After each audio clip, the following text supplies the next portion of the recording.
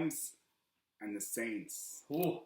The rematch from the controversial no call with the pass interference. Saints have still not gotten over this one. They could have went to the Super Bowl, but the refs had other ideas. And then, of course, Drew Brees throws the pick in overtime. The Rams score, but enough of that. We're on to this season. For G&T Sports Talk, I'm Julian Gallardi. I'm Bobby Thompson. And this is your Rams and Saints preview. So, let's get it started now. So, as Julian said it correctly, the anticipated rematch from the NFC Championship game. And we all were waiting for this. And all we had to wait is wait 1 week. Yeah. And we get it. So, with this matchup, the one thing that sticks out to me definitely is one thing I'm going to say, and you're going to think this is crazy, but I want to see how the refs play this one. I think after that blown call, and that's one of the worst calls ever that they did not make, I think that you're going to see the refs throw the flag a lot. I think you're going to see that in this game. Oh, you think they're going to overdo it? Oh, yeah. Too many penalties? Absolutely. I really don't want to see that. That's something that really grinds my gears. I hate penalties. When I see the laundry on the field, way too much. If I see a game with over 10 penalties, like I see 15, 20, what are we doing out there? It's so annoying. Like, I hate that. It just stops the game. It slows everything down. It makes it less fun. The offenses have to work hard. I'm not saying don't call a flag, but do not reach in your pocket for every little thing. That's all I'm saying with this. And maybe you're onto something. How big of a factor will the refs play in this game? You know that they're going to be heavily scrutinized, obviously. Everyone's going to continue to talk about it as we are now. But onto the football field. The Rams are a 2-point favorite because we're here to talk about players also. So, Jared Goff didn't play well last week. That's putting it mildly. He didn't really get the ball to Cooks and Cooper Kupp. Only had 39 yards and 46 yards respectively. Todd Gurley looked well, only 14 carries, 97 yards. I'm wondering if he's going to get more involved. Will we see him closer to 20 touches? Is his pitch count going to increase? Also, will Malcolm Brown end up getting the carries? Again, behind Gurley instead of Henderson. Very, very good points. With this matchup, in regards to the Rams, I do agree that Jared Goff in Week 1 was way off. Mm-hmm. After he got hella paid. Mm-hmm. So, that's something, you know what? I think it was a mixture of a few things. I think, you know what? It's Week 1. And I'm going to tell you this. I heard your dad said it right. In the preseason, if guys are not playing, the first game they play, it's like another preseason game, and you're not ready to go. No, he wasn't. With the Rams, I didn't see how much he played, but it's obvious he didn't play enough. So, you know, the 100... He didn't go at all in the preseason. Jared Goff? He didn't take one snap. There you go. There you go. So, I think this week, you're going to see a lot better Jared Goff. Absolutely. I think so, too. I think you're going to see Cooks have over around 6 catches. I'm going to go with 8. Usually his stats may be between 5 and 6 catches, 80 yards. I think he could get a touchdown. I think Cooper Kupp's going to go off. Mm-hmm. Cooper Kupp's destined for great things. I think he's really, really good. Very underrated receiver. Well, with that, the running back situation, I agree. Malcolm Brown, they drafted Darrell Henderson. Last week he hardly played at all. It's very concerning for not only fantasy owners, but it's concerning for fans as well, because what are you doing? He's a 3rd-round draft pick, we said, so why is he not playing? Yeah. But it's only 1 week, who knows? Maybe he just didn't factor into the game plan. You see that happen with running backs sometimes. Did they just like Brown better against the Panthers' defense for some reason? I'm not really sure, but we're going to see a little bit more this week. And we look on the Saints side. Alvin Kamara went crazy, of course, 170 yards from scrimmage. Drew Brees threw for almost 400. My big takeaway from this was Ted Ginn being a second receiver, stepping up to be that guy besides Michael Thomas that made plays in the passing game. He had over 100 yards. Can you think this is consistent? Do you think Ted Ginn could be the wide receiver too for the Saints? Really the third one, though, if you think about Kamara, because I'm sure Kamara is going to outgain him in the receiving game. But do you think he could be the second best wideout behind Michael Thomas? Do you think that's good enough? Do you think the Saints need more help with their wide receivers behind Thomas? Well, with that, we all know how Ted Ginn is, what he brings to the table. He's a deep threat. He's a speedster. He stretches the field for you. There's a problem with Ted Ginn. He's very inconsistent. He gets That's very what I bad. asked about the The consistency. thing is he drops a lot of passes. We've seen this before. So you really got to watch out for that. But I'm going to say this. With this receiving core, other than Michael Thomas and Alvin Kamara, it's a lot to be desired. Yes. So. Well, there is Cook now. Yeah, they do have Jared Cook, but the receiver on the receiver part. Yeah, that's what I mean. I think they have was it Traquan Smith who's underrated.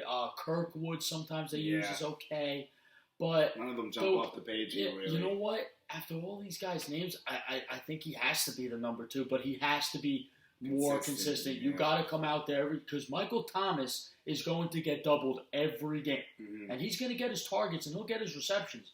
You're going to be the guy who Drew Brees is going to look for a lot. So Ted Ginn, you got to be consistent if you want to make a name for yourself.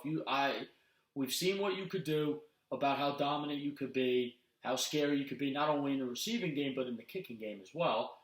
He's going to have to, Julian, brother, he's going to have to be a lot more consistent. You can't drop the ball. You got to get those contested catches. That's another thing. I hate the receivers who go long and if it's a little underthrown, they don't even make an effort. You got to make an effort. We saw it in the Jets game with Robbie Anderson. I was just about to say, my buddy Robbie Anderson. I was thinking of the exact play as soon as you said that. Robbie's notorious for doing that, and it bothers the hell out of me. And you have to adjust to the ball. You don't just be like, oh, it's not there, I'm not going to get it. No, you go get the ball. The ball, you got to go get the ball wherever it is. If you're a top flight wide receiver, if you want to be a real wideout in this league, you go get the fucking ball. You don't wait for the ball to come to you. When you look at all these great receivers in the league, you get Michael Thomas, Julio Jones, the best in football. Antonio Brown, we could agree, he adjusts better. And you know what they all do? They get the ball. Nuke Hopkins gets the ball. The guy don't drop. Yeah. But anyway, with the Saints, with this, Ted Ginn's got to be more consistent. Alvin Kamara brings a whole different dynamic. I'm going to say this. You want to know something? Latavius Murray had a nice day the other day, too, as a backup. So, you know what? They're going to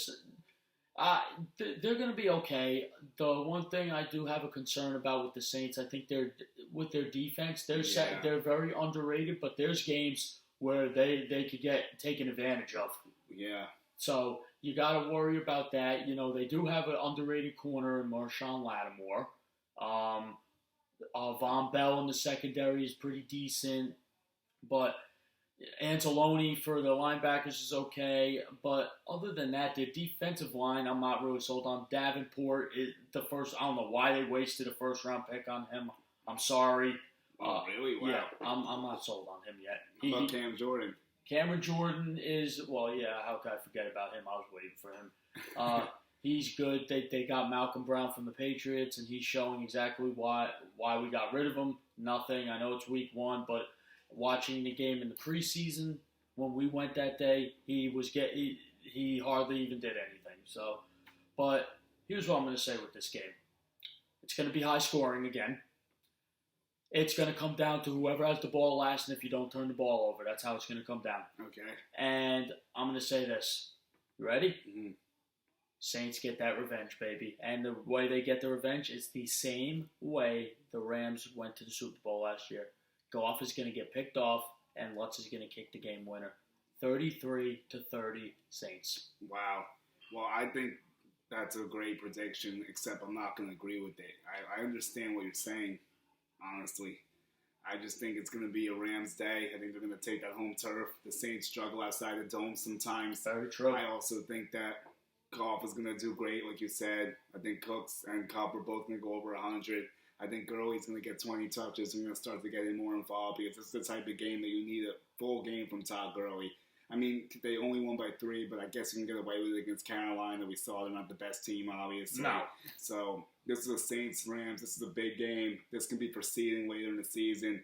I think the Rams are going to go all out in this one. Gurley's going to get the ball a lot, I think. I also think their defense will make a few more plays.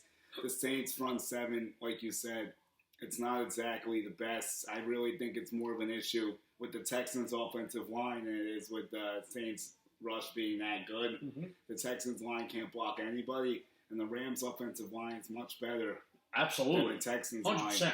And I think Aaron Donald's going to make a few plays. You got Dante Fowler still. So I think that they're going to get that pressure. Brockers is still in the mix as well. So I think the Rams are going to get it done. I could see something similar to that. I'm going to go with 35-31. That's a very good score. I like how you added with Fowler and, of course, Aaron Donald. The one thing I will admit is they do miss Ndamukong Suh up the middle, definitely. Yeah. That's a big presence they definitely miss. Because last year, in the beginning of in the Super Bowl, their run defense was not good at all, in my opinion. Sony Michel, Burkhead ran all over them. But earlier in the year, last year, I think you could agree, Sue and Donald, their run defense was one of the best in football. This year, I know it's week 1 and it's McCaffrey, but you saw that they will struggle against the run. They're going to have to figure it out. You know what? That is a good point because I was worried about Kamara. He's going to have a good day. There's no denying that. Yeah, definitely. It's gonna be trouble. McVay and Wade Phillips got to really come up with a game plan to really take them out of the ball game. And I think, you know what? It's going to be easier said than done, but if you take a page out of Todd Bowles, I can't believe I'm saying this, out of Todd Bowles' playbook for what he did to McCaffrey yesterday, that was genius, brilliant. Mm-hmm. It was. I give credit where credit's due. We talked about this before, but yeah, I just think that I want to see this game decided on the field, not by the refs. Agreed. That's where I'm going to leave this at. Yeah, the refs are definitely a factor that both teams are going to have to adjust to. That's an adjustment that is going to take everything you got. You can never beat. There's an old saying: you can't beat City Hall. Let's put it that way. Yeah. Well, we'll see what happens out there. For this edition of GNT Sports Talk, I'm Julian Gallardi. And I'm Bobby Thompson. Follow, like, subscribe, sponsor. We got tons of videos on this channel we can check out. Week 2 is complete. Look at everything. We got a bunch of game previews, and you guys should enjoy it. Also, Apple Podcasts, check us out as well. We have the full rundown in there. So everyone enjoy it. Happy Sunday, or whenever you guys watch this. It's going to be another good week.